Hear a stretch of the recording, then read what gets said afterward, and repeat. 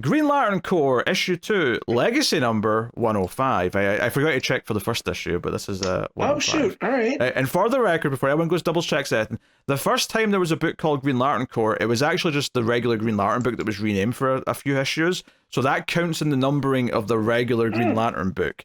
The first Green Lantern Corps series that counts for this is the 2005-2006 series that started. So just to clear up any confusion. I did not know any of that. That is, wow. Anyway, so yeah, this is Morgan Hampton and Jeremy Adams writing with Fernando Pasarín on the art. So yeah, we were pleasantly surprised with issue 1 of this. And I think it's clear to say with this issue that the quality's still up. I still like this quite a bit.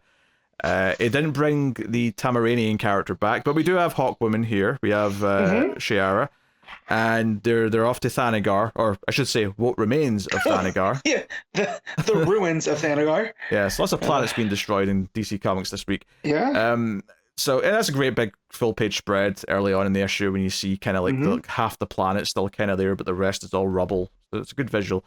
But it does some interesting things here. Where there's a character on this little mission with them because they've got Kilowog with them as well, and they've also got Razor. Now, Razor has previously been both a red and a blue lantern, and that comes up. They talk to him about it a little bit, and it's also important because when they see a ship show up and they're up to something, whoever this is, it turns out to be a bunch of former Red Lanterns. Atrocitus is there with Dexstar, who's still talking.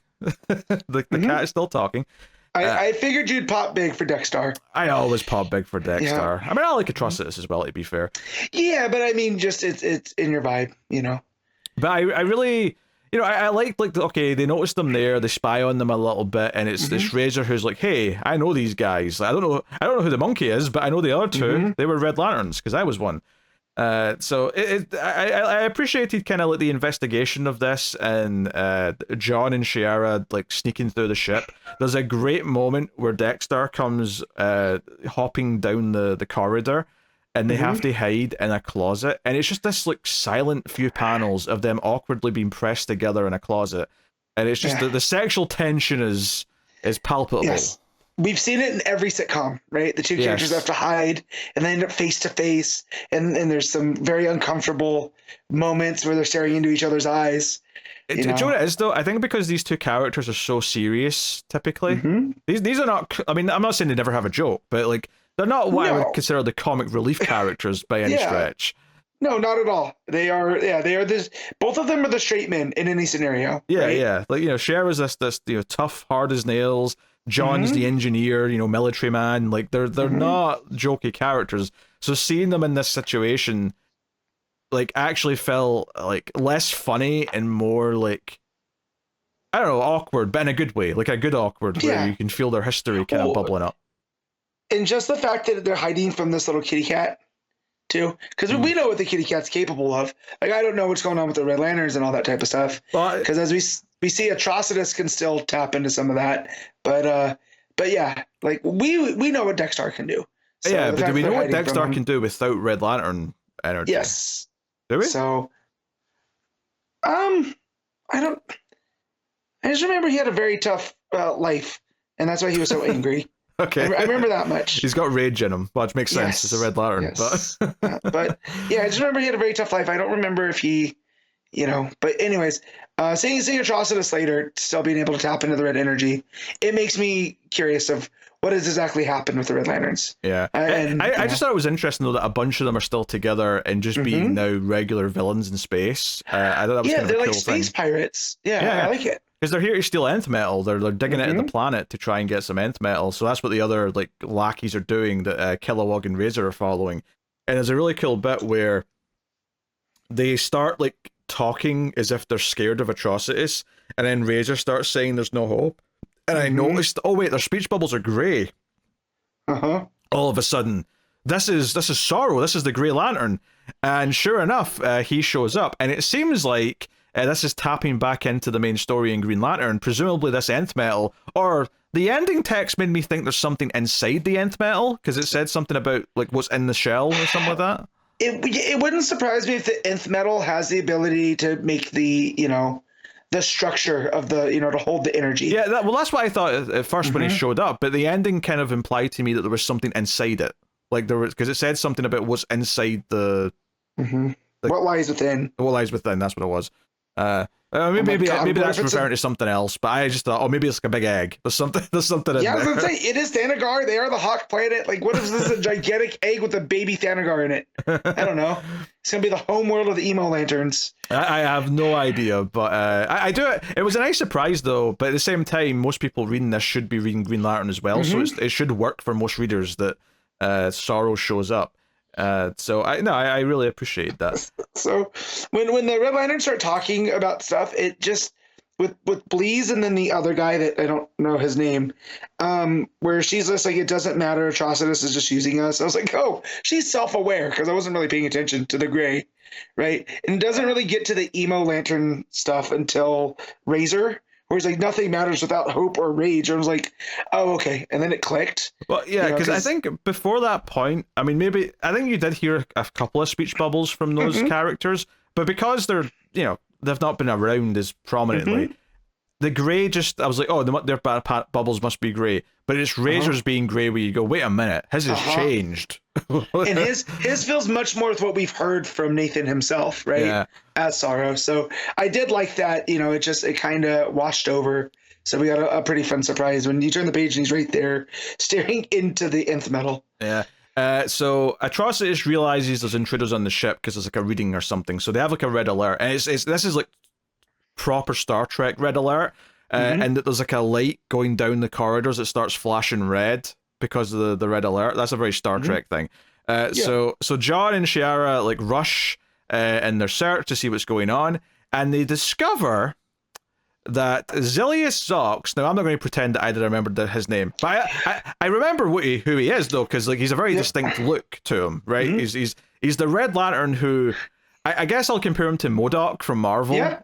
He's got that big face, kind of in like encased in the red lantern helmet kind of thing. And whatever he is, there was also a Green Lantern version of him that I remember getting sniped at the beginning of Sinestro Corps War, where he was just a big head, that gets taken out. So yeah, turning the page was like, oh, it's the big head guy. It's the big head one, yeah, Zilius Zox. I'll never remember that, but that's his name.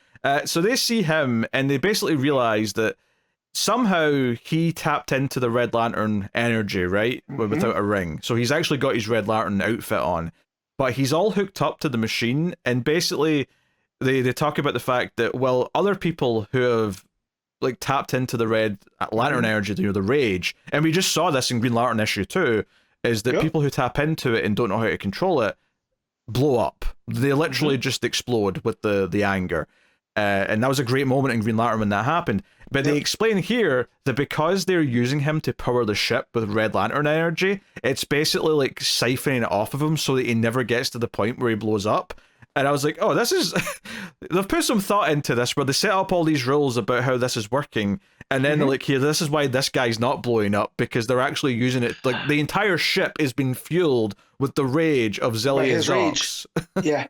Well, and it also makes sense, too, that it's a former Red Lantern that would know. You know what I mean? Like the guy that we saw in Green Lantern was the blacksmith. He wasn't a proper Red Lantern. He just got filled with so much rage. Yeah. Well, to be fair, I think the implication here isn't that Zilius Zox has decided to do this. I think the implication here is that Atrocitus has decided to do this with him, right? Like, I think Zilius Zox probably would just get angry until he explodes, except I think Atrocitus is smart and is also exploitative and has realized that he can use this to funnel Red Lantern energy. And I actually wonder, like, if the fact that Atrocitus can make a construct a little bit later when he makes like the hammer or whatever, if I was to guess, I would say that Red Lantern energy is like coming from Zilius Zox. Like, he's just taking it from him from the ship rather than tapping into it on his own. So yeah, so I was just saying, Matt, since you were up, that I think Atrocitus making a construct is not him tapping into the Red Lantern energy on his own. I think he's just using what's coming from Zilius to do it, because he doesn't. Oh, that makes sense. Because he doesn't completely like go all red, right, or get his outfit or anything like that. Right. He just has the hammer and the shield that he's using. Oh, yeah, that makes sense, and it's coming from his chest. So it definitely looks like tech. So I think Atrocitus is using Zelius as a big battery, effectively, to power the ship, but also his own red constructs. Yeah. And that seems to be what they're doing, which is cool. I love all this. I love that we're seeing what some of these different Lantern characters are doing now that their rings have been taken away. It's actually kind of cool. So, yeah, very good, very good. Meanwhile, Kilowog's fighting Sorrow, and the what's left of the planet's crumbling because Sorrow is flying away this big nth metal egg looking shape, and that's the end of the issue. That is well, and I do like that Kilowog. So if you know about Kilowog's history, right, his whole planet got taken out, right? So he's someone that has felt sorrow, but he's overcome it. So when he tells Sorrow, he's like, I don't know about you, but this doesn't affect me. So like, let's do this. So I do like that. Kilowog was kind of the perfect person to counter him, and to make for a fun fight. That gets interrupted by this gigantic egg.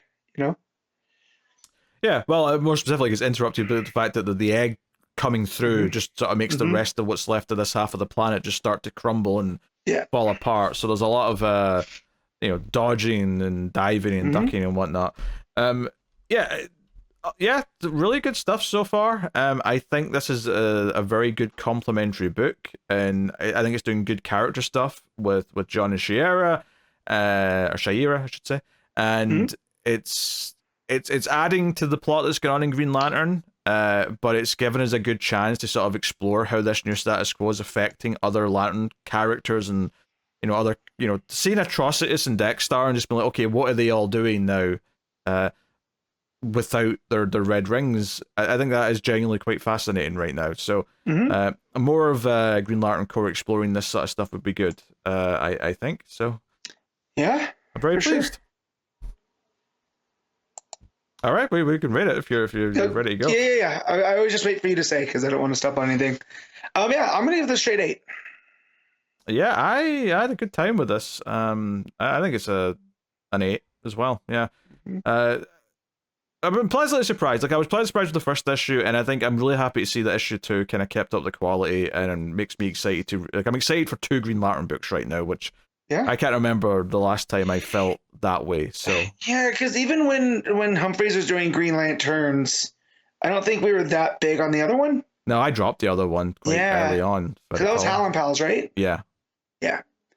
So that one went through some ups and downs for sure. So yeah, having 2 right now ongoing that I actively look forward to is great. Which just for the record, that's not what it was actually called, everyone, just in case you actually want to Google it. It's Hal Jordan and the Green Lantern Corps, which I guess you could argue should have included that in this numbering for the legacy numbering. It's a valid argument if you want to make it. I didn't, but I took that as its own separate thing, but yeah.